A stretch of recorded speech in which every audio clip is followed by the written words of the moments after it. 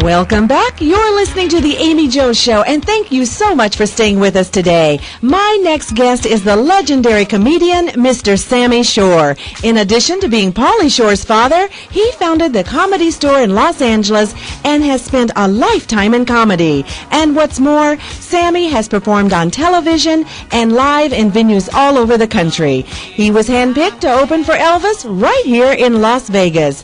Good afternoon, Sammy. Amie Joe, it's nice to be here. Well, it is nice. We're on the internet. That's great. Absolutely. People from Africa can call me, and we could talk from anywhere, right? They could. That's terrific. And when this interview is over, they're going to be able to see you on the internet, right? Oh, my God. I'm not. Look at my face. Hi there. Hi there. Hi. Well, I was listening to the interview with the lady with the cruise ship. Yes. Okay, I work cruise ships sometimes. Oh. You get some very strange people.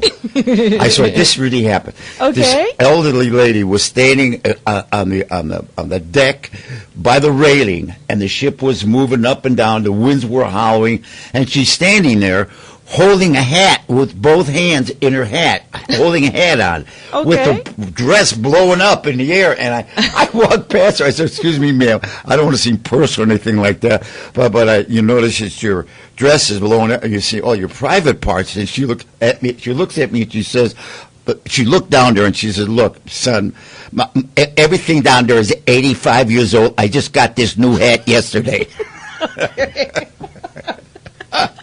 And ladies and gentlemen, that's Sammy Shore.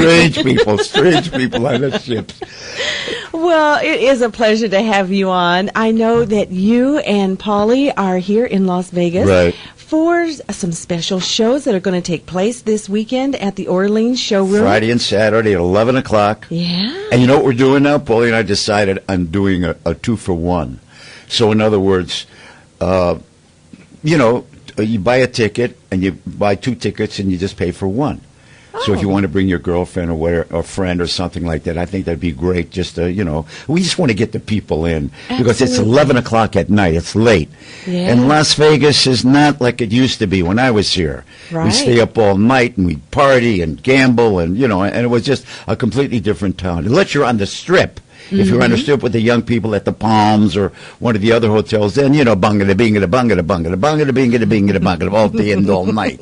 But I'm a little bit older now, and, I got a pacemaker I had put in just a few months ago. Oh, wow. Yeah, and I'm walking along the street. One day it started to itch, so I scratched it. A lady down the block in an electric wheelchair spun around and went right out into the street. This is what you're going to hear over the weekend at the Orleans. You are very funny. Thank you. How did you find out that you were so funny? When did this all start? Thursday. I've been doing it ever since I could breathe. I know I started out at a resort up in Wisconsin, and I was a social director up there and did that. And it was just something. I was in school. I was funny. I played trumpet in the band, and I was a basketball player. I played basketball. It was just high school was the best part of my life. I loved high school. In fact, I just went back there for the 60th anniversary of a high school reunion. Oh, wow. And there was nobody there. Oh, that's terrible. That's terrible. Nobody showed up. They're all dead. Well, you are alive and well, young man. And let me ask you, when you started out in comedy, did your parents really encourage you, or did they say, "Sammy, you're nuts, stop that"? No. Well, one day my father looked at my report card and looked at me and says, "What are you, a comedian?" And then I kind of knew right there that something was going on. Not really. My dad was struggling to make a living. We had a used furniture store and a rooming house, and my mother worked cleaning all the places, and my father. So when I started into comedy, it was like I was the youngest. All my older brothers were older, and they were gone already. Yeah. So my father was already a little bit, complacent and a little bit older, and it was like he didn't really care about what I did as long as I was healthy. He gave me trumpet lessons. I wanted to take trumpet lessons, so every week I'd go to him I said, "Pa, will you give me $2 for my trumpet lesson?" He said, I gave you the $2. I said, "Pa, that was for last week's lesson." He said, "You couldn't learn last week?" I know that feeling. I've had 3 kids go to college. Yeah, that's it. I had 3 brothers. There were 4 of us, and one was a cop, one drove a cab, and one helped my dad, and then it was me, and that's we grew up in Chicago. Okay. Chicago's a great city. It is. It's a wonderful city. It's a great city to visit, and hopefully in the summer. And yeah, I have my son's living there now, and he's a psychiatrist working for the veterans, helping the boys that come over from Iraq. Oh, my goodness. And he's moving to Portland now to work in a veterans hospital there. Mm-hmm. So, you know, what I just found? I found something in the paper. I don't know if I could read this. It's clean. Don't worry about it. Okay. It's senior. You know, see, there are 78 million seniors Okay. in this country today, walking around looking. A lot of widowers looking for companions. I got these ads out of the newspaper, Las Vegas senior ad newspaper here in Las Vegas, and these are actual ads. Can I read them? Absolutely. Okay. Go right ahead. And let me add, these are not necessarily no, I'm just kidding. Not necessarily what? The comments of the Amie Joe Oh, Show no, or no. KLAV. Nothing to do with Amie. It has to do with Sammy Shore. Anyway, Alrighty. these are actual ads. I'm not making this up to Okay. be funny. These are actual ads that I found that I thought were funny. The first one is called Serenity Now. I'm into solitude, long walks, sunrises, the ocean, yoga, and meditation. If you are the silent type, let's get together, take our hearing aids out, and enjoy quiet times. Yeah. The other one is Winning Smile. Active grandmother with original teeth seeking a dedicated flosser to share steaks, corn on the cob, and caramel candy. And you're sure these are real ads? Foxy lady, sexy, fashion conscious, blue-haired beauty, 80, slim, 4'9", used to be 5'6", searching for a sharp-looking, sharp-dressing companion, matching white shoes and belts a plus.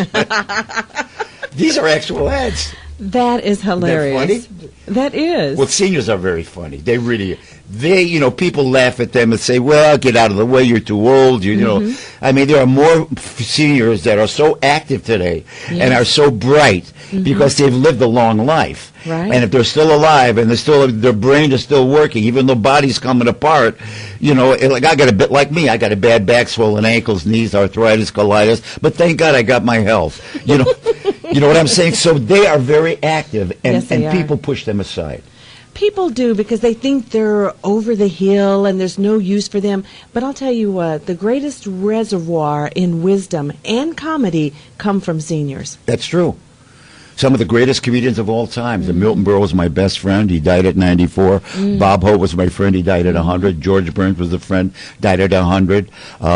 Jan Murray just died. He was 89. Red Buttons was 86. They lived great a long life because they made people laugh, and they were so happy at what they did. Yes. That just kept them going. Most people, working, they don't enjoy what they do. They want to get Very out of what true. they do. They want to be rich. They want to, like the young kids, I got to make it in 20 minutes. So they don't get a chance to really experience what life is all about. Yes. But I think comedians have a tendency to live longer because laughing is so healthy for you. People don't do enough laughing, but they have done research on laughing as a medicine for people. Oh, definitely. It really is. In other words, if you can laugh, a few times a day, it just relaxes you. Even if a Absolutely. television show or whatever it is that you can laugh at and just get a belly laugh out of it, that's like taking a good pill. Absolutely it is. And like the lady said prior to this, if you believe that pill works, then you need that pill. But you can take a laughter pill. It's healthy, it's free, no cholesterol, no trans fats in it, right? That's right. I mean, and you can listen to some comedy records. In fact, I got a new CD that just came out called 70 Sucks, but 80 is Worse. Well, you have had a long history in the entertainment business and as a comedian because you did start the Comedy Store. Yeah, in L.A., 1972.